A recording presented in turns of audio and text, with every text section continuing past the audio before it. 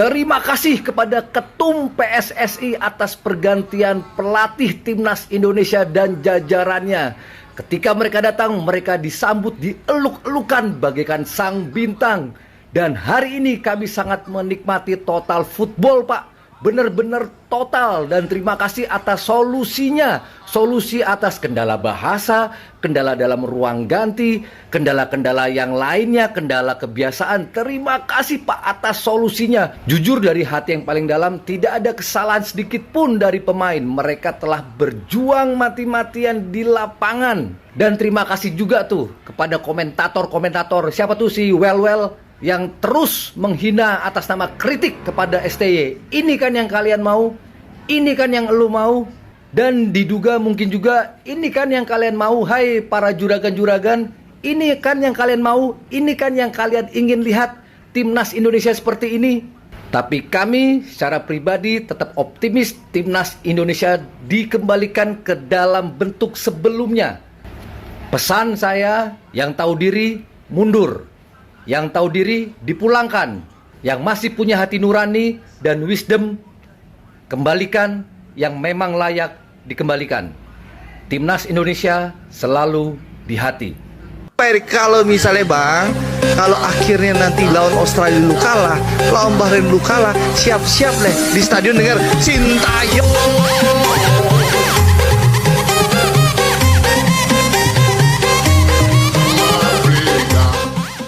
Sudah cakap jangan pecat Sintayong. Apa benda ni weh? Abang sangat kaget Timnas Indonesia bisa dibantai 5-1 oleh Australia. Jika kita bandingkan permainan Timnas saat ini dengan pertandingan tahun lalu di GBK, perbezaan yang sangat besar guys, terutama pertahanan. 15 minit pertama Indonesia bermain bagus. Serangkaian serangan dilakukan hingga pihak Australia tidak bisa keluar dari areanya. Jay Izzaz mempunyai peluang mencetak gol namun diselamatkan oleh kiper. Dan yang paling mengecewakan adalah penalti Kevin Dix yang membentur mista gawang. Setelah itu permainan Indonesia menurun guys. Blunder demi blunder amateur dilakukan oleh pemain Indonesia. Nathan memberi Australia penalti untuk gol pertama, diikuti kesalahan Miss Hilgers untuk gol kedua. Sekali lagi Nathan blunder ball watching untuk gol ketiga, dan setelah itu Indonesia bobol 2 gol lagi dari sepak pojok. Para pemain timnas terlihat kelelahan dan tidak fokus. Lini tengah longgar hari ini dan Tom Hay tidak bermain seperti biasanya. Serangan pula tidak memiliki chemistry. Hanya ada satu positifnya, Ole Romani adalah striker yang sangat bagus untuk Indonesia. Sayangnya pemain sekitarnya tidak perform hari ini. Seburuk apapun pertandingan hari ini, pendapat Abang Patrick Kluivert tidak bisa disalahkan kerana sang pelatih hanya punya waktu 2 hari untuk berlatih bersama tim. Namun yang jadi pertanyaan, apakah lebih baik Sintayong dikekalkan dulu hingga berhasil lolos ke Piala Dunia lalu dilakukan pergantian pelatih? Bagaimana pendapat kalian? Komentar di sini.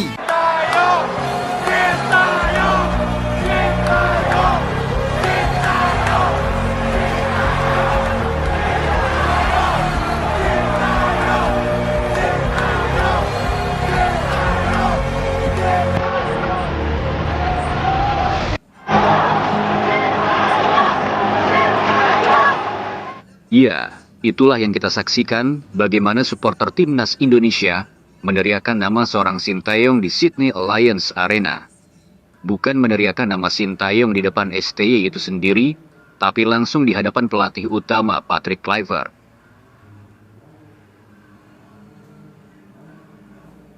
Tak hanya di stadion, STY yang melangsungkan nonton bareng di sebuah acara, kemudian para supporter di sana pun juga spontan melakukan hal yang sama.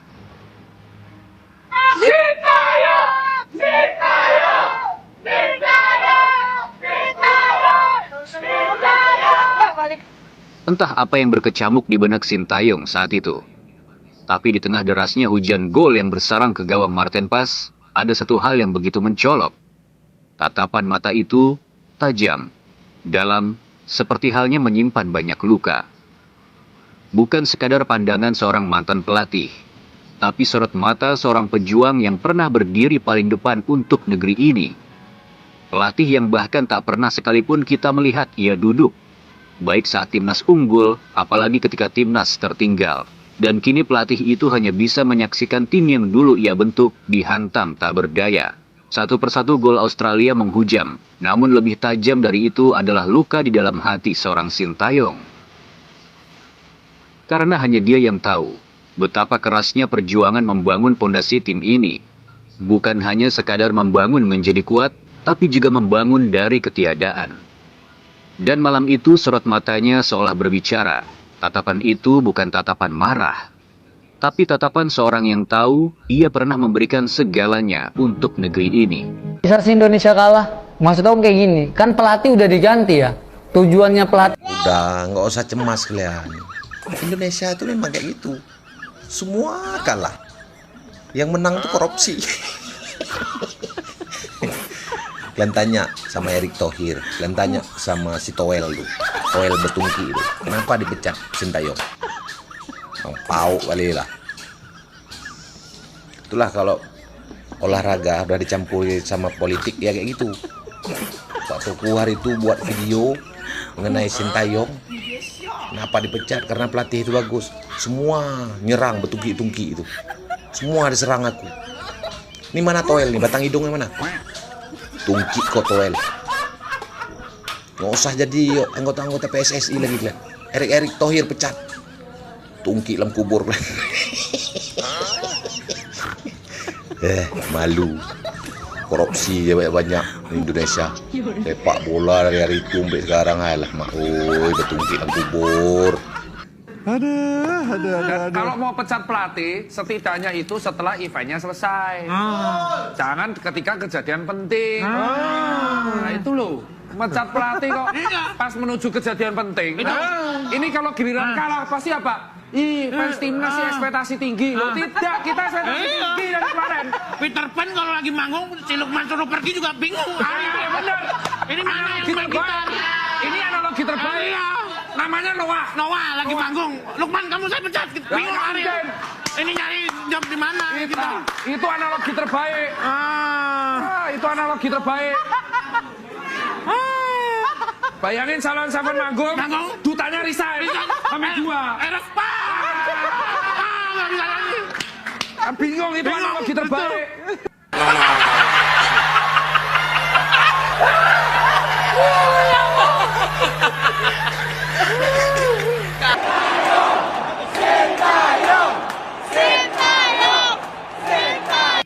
Setelah melihat pertandingan antara Australia dan Indonesia, kepada orang-orang sudah memecat Sintayong, satu kata buat kalian, pantek. Guys, sebenarnya ada hikmah juga di balik kekalahan Indonesia yang dibantai Australia tadi 5-1. Itu tandanya sebenarnya mengingatkan kita agar menjalankan waktu sholat dalam satu hari, teman-teman ya. Itu ya apa ya, hikmah yang bisa kita dapat. Cowok sangat nikmat ya menu berbuka puasa kita pada hari ini, teman-teman ya. Sangat nikmat. Banyak makanan yang kusenggol cuma apa? Risol. Lainnya nggak selera. Mama, timnas kalah mah. Kalahnya 5-1 lagi. Bilang dong kalau kalahnya 5-1. Kok bisa kalah? Bukan Indonesia itu bagus. Iya, soalnya bagusnya pas zaman Sintayong. Kalau sekarang belum tentu. Emang Sintayong kemana dia? Ya udah dipecat lah mah.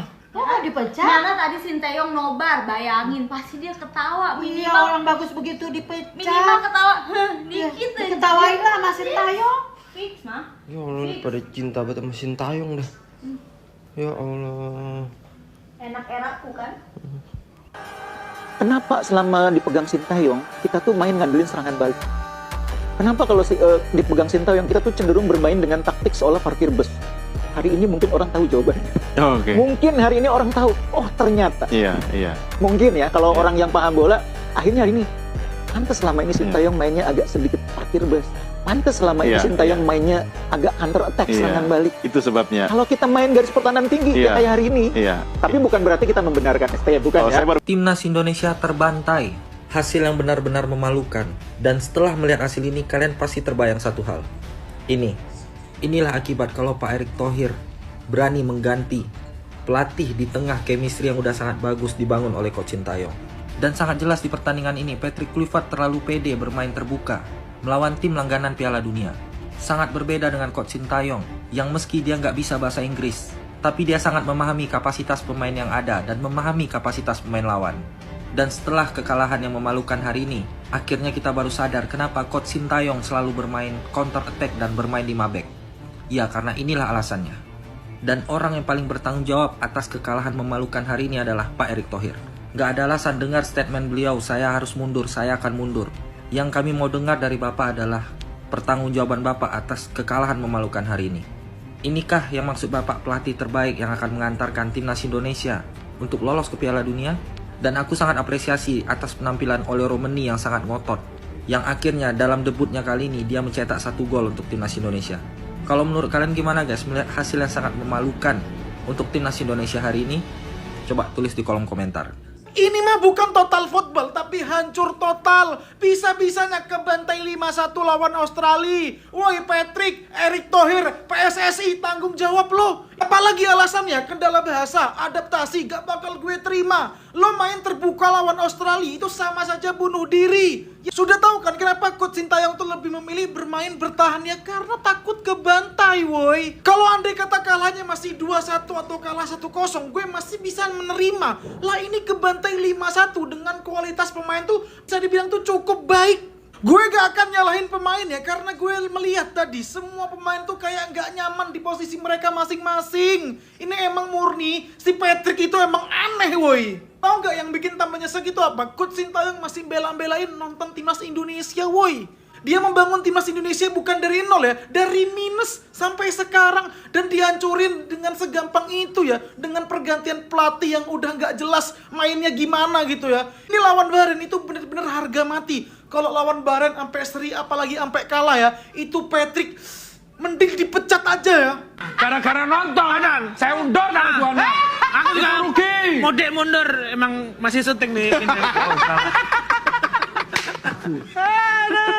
Ya, intinya semoga besok ini dari evaluasi banget lah ini. Ini kalau masih ada netizen yang tanya, kenapa kok marah-marahnya cuma pelatih nggak pemain, kan pemainnya main jelek.